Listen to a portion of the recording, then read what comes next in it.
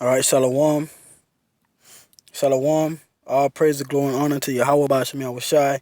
Double honor to the apostles and the elders of the great millstone. Peace and blessings to the elect. This is another GMS phone talk. And I just want to go a little bit into some recent news on the mark of the beast. I have an article from marketplace.org. And as you can see here on the headline, it reads, "This guy implanted a computer chip into his hand." All right. This is dated Wednesday, September 16th, 2015. Um, I'm just going to jump right into it. It says Grindfest is a gathering of people who enjoy experimenting with electronic modifications to the human body. So there's a whole event that these different companies, um, these different marketers and these different people have set up um, in these different events dedicated to electronically modifying the human body, as it says. And it's like Grindfest is one of them. So as you can see, this type of technology is becoming more and more popular, more and more accepted. Okay, so it says Grindfest is a gathering of people who enjoy experimenting with electronic modifications to the human body. They are biohackers or grinders. All right, and as I do more and more research and get more and more articles on dealing with the technology of the mark of the beast or the RFID chip, I see these terms come up a lot: biohacking, grinders, cyborgs. So these are buzzwords, so to speak, for those that take the chip, the microchip. It says Dylan Matthews, a senior correspondent at Vox.com, was there and participated. And I say this too, a lot of these articles that I go into dealing with the mark of the beast and different things, um, dealing with the microchip, okay? A lot of these different you got different websites and different companies pay these different journalists and researchers and uh, those those that are um, involved with this type of technology. They put a lot of these people up to take these microchips now, you know, as a way of experimenting and surveying the different uses of this technology. Okay, and there's another guy right here in this article, Dylan Matthews, that has agreed to take this implant. So it says Dylan Matthews, a senior correspondent at Vox.com, was there and participated. He had a microchip implanted in his left hand. Now, because of all the hype that mainly we here at GMS push out, okay, other so-called truthers, they put this information out about the microchip being the mark of the beast, okay, and they quote scriptures. They made sure that they had put in that he had it in his left hand to try to deter any other skeptics out there that, well, this is the mark of the beast because they put it in his left hand. But it doesn't really matter what hand you put it in. But know for certain, according to scripture and prophecy, if you take this microchip, you will be destroyed by the Most High, Yahweh Basham Yahushai. So it says on why he had a computer chip implanted in his hand. All right, and this is what he says here. It says there are a number of reasons. One is the sheer novelty of it. I had an opportunity, and I figured I was not going to have many more opportunities to casually get a chip implanted into my hand. But more seriously, there were some practical applications that I thought I could use it for. I'm currently talking with the building manager for a company in D.C., meaning Washington, D.C., here in America, about using my hand as a key fob. So we have a system with the elevators where you have to swipe something, and I'm always fumbling for my keys. But my hand's right there. So there you go. they're more and more getting used to and accepting the fact that, you know what, forget my keys, forget pulling out my wallet or my purse or my card to pay for things. All right, I'm gonna use my hand. All right, and he's going to mention paying for things too. But you know what? I don't want to go into my house anymore or start my car. See, now you got the new cars. Now you just push a button. They have these keyless entry cars now. Uh, I believe it started with the 2013 model cars, and got these new 2015 cars now. All of them, they're now keyless entry. You just push a button and the engine starts, and you can pull out your driveway and go to wherever you're headed. You know, so this technology is becoming more and more practical, and it's becoming more and more useful. All right, for different things. Um, I'm just gonna go through a couple of things in here. Um,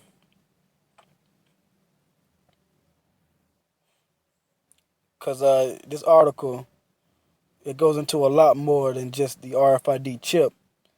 Um, it talks about magnetic implants, ear implants, um, heart implants, but that goes into the Obamacare and these class 2 devices mentioned in Obamacare and the different things that pertain to these medical patients. All right, this is on being hacked. It says, so the thing about it is that it's an airfield communication, RFID. These are very short distance technologies. It's not like some hacker in China can go and make their way into it. Not yet. I do have faith in their abilities, but it is something I worry about, speaking about the chip. And I think it is something people will have to worry about as more and more personal information get on this stuff. It says, I mean, people don't really care if chips like this that are in their pets, which are fairly pervasive now, no one cares if some hacker finds out that their dog is on heart murmur medication. People might care if someone finds out that they're on heart on that they are, meaning the human, all right, are on heart murmur medication.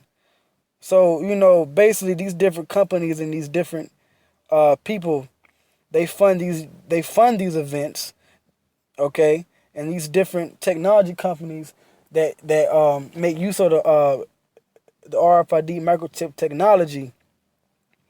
They they experiment and they test these chips for hacking capabilities, whether somebody can hack them, whether near or far, um, whether or not there's whether or not the security parameters on the chip is sufficient enough to withhold or to hold someone's information from somebody else, and you know whether or not everything is working with these chips. You know, and right now it's basically the technology is out there in the world, but they're still working out the bugs and the kinks. But once that is um, established that everything is okay, they're going to start pushing this out to the general public. You're going to see more celebrities. You're going to see more politicians. You're going to see more and more influential people of the world, this world, start saying, "Hey, you should get the chip." All right. And there's a on this page, and I'm gonna leave links. But on this article, there's an actual clip, an audio clip that there's a guy he's interviewing. The guy that this guy Dylan Matthews, he's being interviewed. There's an audio clip on this page that he goes into, you know, why he got the technology, and he says some of the same things that the article mentions. But when you get around the 3 minute and 50 second, maybe 4 minute mark, he mentions about using the RFID chip that he has in his hand as a way to pay for things. And I'm gonna try to scroll to it, and I got it, and I'm gonna try to play it, see if you can hear it. If you can't, um, I'm gonna leave a link as usual.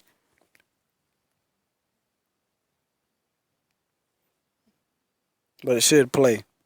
But but play this out for me. There is a not too distant future where I can wave my RFID chip that I have in my hand at a payment thing, and it will deduct it from my checking account, right? Or whatever. Absolutely, Yeah. absolutely. And I think that's one of the things that's Right. going to drive development of this. That if you can imagine the increasing consumption, if purchasing things becomes that easy, it's very, very attractive to retailers. Dylan Matthews, he's a senior correspondent at Vox.com, and he has a little chip in his hand. Dylan, thanks a lot. Thanks for having me. All right. So if you couldn't hear it, it's like you. But basically, what he said was, you could take this RFID chip and wave your hand at basically payment terminals. And he said, yeah, absolutely. He said it'll be a lot more attractive. Okay, so they're really pushing this microchip technology.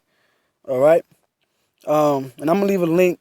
I hope you heard it. If not, you can always follow the links and play that audio clip on your own. And then I have another article up that I want to get is from Yahoo Finance.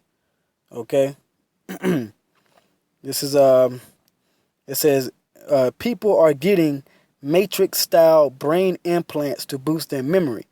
This is dated September 14, 2015. So people are not getting matrix-style brain implants. All right. It says, like something out of the Matrix, we're entering an era where it may be possible to boost your memory with a few zaps to the brain.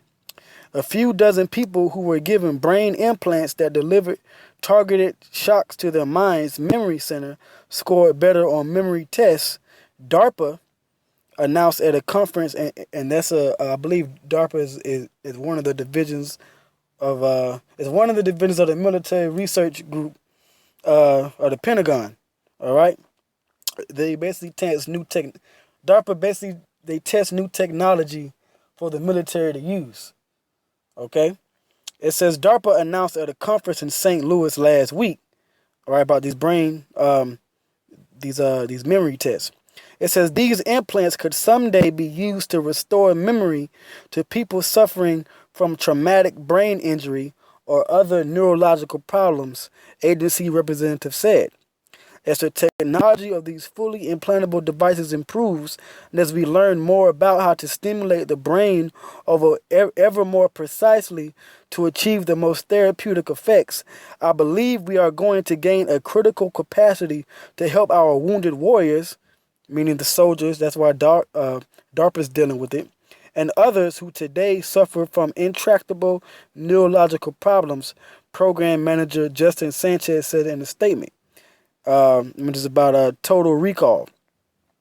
It says, which that's a phrase that we were familiar with because you had these different Total Recall movies come out. And matter of fact, I watched the recent Total Recall, like Total Recall 2, just dealing with the technology of people being able to recall memories using brain implants and brain manipulation.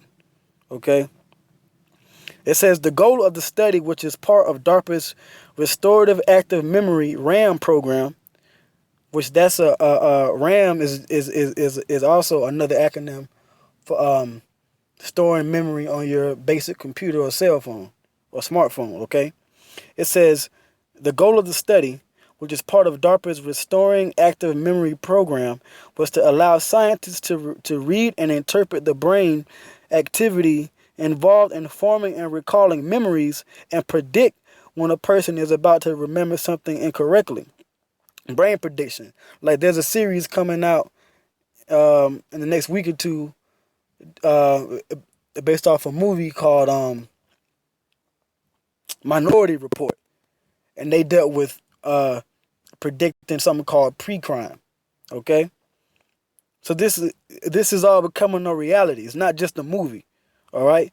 It says the electrodes can then be used to deliver targeted electrical shocks to specific groups of brain cells that store a memory, make it more easily accessible, according to DARPA. All right.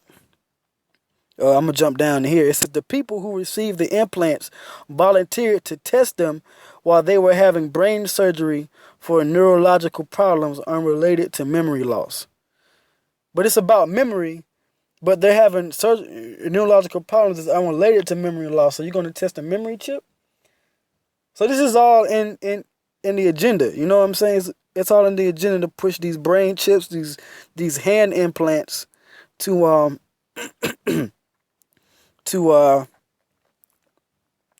basically be a so-called cyborg and live in this new world order that the elite's trying to establish. All right, but you're not supposed to take the chip. According to scriptures, if you take the microchip, that's it. That's your end. If you get these brain implants, these brain microchips, these RFID implants in your hand, and whatever part of your body, if you take this microchip, Yahweh Bashman Washai is going to destroy you. Okay? Now this is entitled Other Brainy Boosts. The RAM program is just one of several efforts aimed at boosting memory or cognition. While we're nowhere near the ability to download skills into our brains like Neo in the Matrix, another DARPA program launching in October. All right, so we know now what they were talking about at these different Bilderberg meetings and these different Bohemian Grove meetings. They wanted to push this chip technology. All right. Another DARPA program launching in October called RAM Replay aims to improve people's memory of physical skills by mimicking the brain's natural process of replaying these skills. So now that they're, like it says in Isaiah 14th chapter, they want to ascend into heaven. They want to be like the Most High, right? They want to be like the Most High. They want to sit as the Most High, okay? Now they're trying to play God, okay? But that's going to be to their ultimate failure. It says, RAM Replay aims to improve people's memory of physical skills by mimicking the brain's natural process of replaying these skills, something our brains do naturally while we sleep. Meanwhile, DARPA's system-based neurotechnology for emerging therapies subnets program is developing implants to provide relief to people suffering from PTSD, which is post-traumatic stress disorder, mainly for these different soldiers coming back from Iraq and Afghanistan, these different so-called veterans. Okay, it says and other neurological disorders. All right, so. And this is Yahoo Finance. This is what they're trying to do. They're trying to push this technology onto the public. But they test it out to these different companies and things like that. And once they get the approval, the general public is going to be able to get these chips, man. Via mostly mainly the movies and the media. That's how it's going to be pushed upon, Jake, the movies, hip-hop.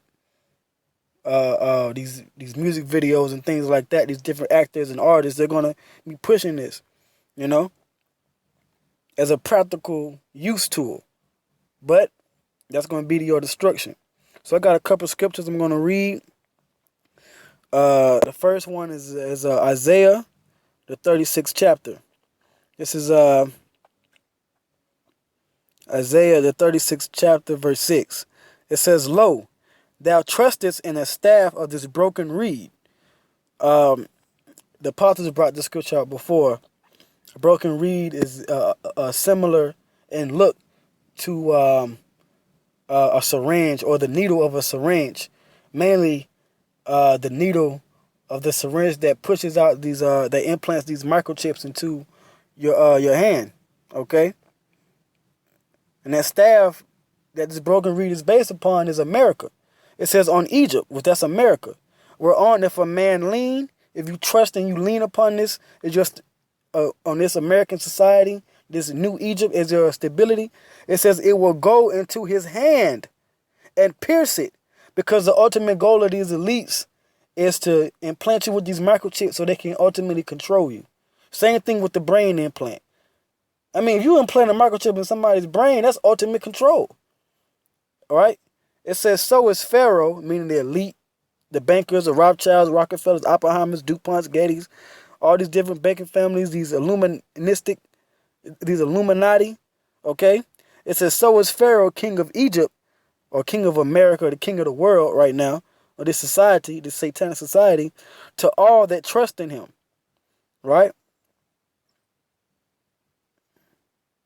So, if you take this chip and you trust in this microchip system, this new world order system, how about Shem Shai, like I said, is going to destroy you.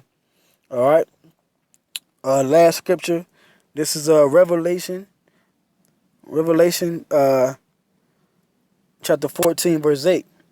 And there followed another angel saying, Babylon, which that's another buzzword for America in the Bible. You got Egypt, you got Babylon. It says, Babylon is fallen, that great city, because she made all nations drink of the wine of the wrath of her fornication. Because all this isn't just about America. This is about a whole new whole world order system. All right? And it's going to culminate in that microchip. Verse 9. And the third angel followed them, saying with a loud voice, if any man worship the beast and his image, and receive his mark, which is that microchip, in his forehead or in his hand, if you take this new brain implant that DARPA's developing among many other brain implants, or if you take this microchip in your hand, whether it be the left or the right, all right, if you receive it, it says in verse 10, the same shall drink of the wine of the wrath of the Most High, Yahweh Bashem Yahushai, which is poured out without mixture into the cup of his indignation, his righteous anger. And he that takes it, it says, and he shall be tormented with fire and brimstone, meaning you're going to be destroyed by the thermonuclear missiles via Russia and these other enemies and allies of America during World War III, in the presence of the holy angels and in the presence of the Lamb. Verse 11, and the smoke of the torment ascendeth up forever and ever, and they have no rest day nor night, who worship the beast and his image, and whosoever receiveth the mark of his name. Okay, because if you take this chip in the name of peace and this new society that the elite want to set up, the wicked elite want to set up, Yahweh Bashem Yahushai will kill you. Verse 12, here is the patience of the saints. Here are they that keep the commandments of the Most High and the faith of Yahushai. So it's about patience and it's about faith and doing the right thing, keeping the commandments and enduring until the end. All right? And don't take that mark of the beast. Don't take that chip, whether it's in your hand or in your forehead. And with that, I'm in it there. Hope I was edified. All praise, glory, and honor to Yahweh Bashem Yahushai. Double honors indeed to the apostles and the elders of the great millstone. And peace and blessings to the elect. All right. That trust in Yahweh Bashem Yahushai and have patience and faith and keep continuing in this truth. Until the next video, to the next lesson. This was Gmsatl phone talk. Lord willing, I see you on another. Shalom.